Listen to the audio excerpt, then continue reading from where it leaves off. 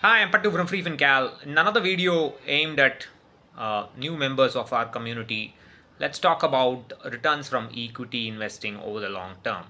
So often I get emails or comments from readers asking how much return can I expect from investing in equity, either in mutual funds or stocks over the long term, over 10 years, 15 years, 20 years, and so on.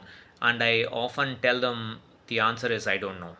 The honest answer without any conflict of interest is I don't know, no one can know. But the good part is no one needs to know. I'll come to that.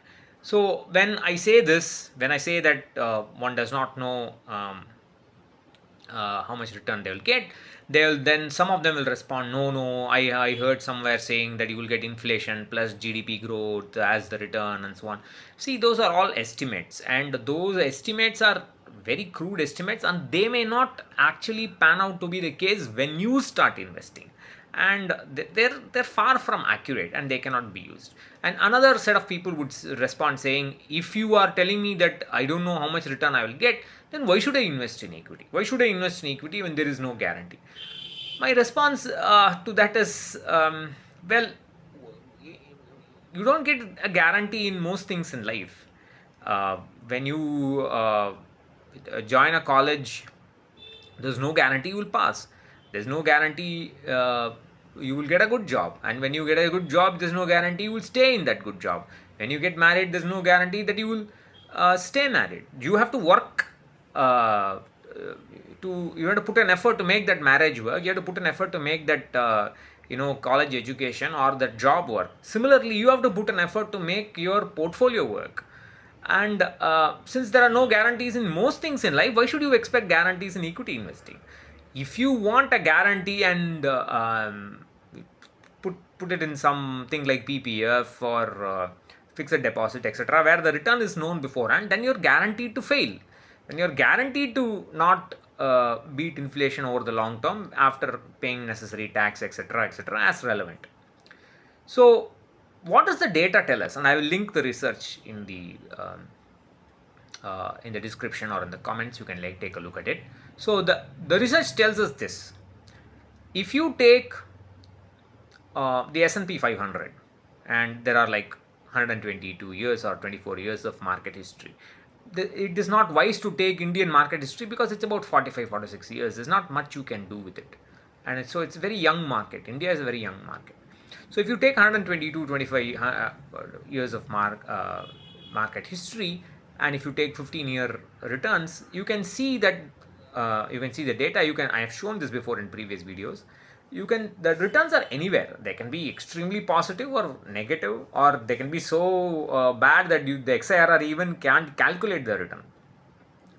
But the data tells us that typically there is a very good chance that the equity return will beat inflation. That is what the data tells us. That doesn't mean it will not happen always, but there is a reasonable chance that it will happen, and that is more than enough. That reasonable chance is more than enough for you to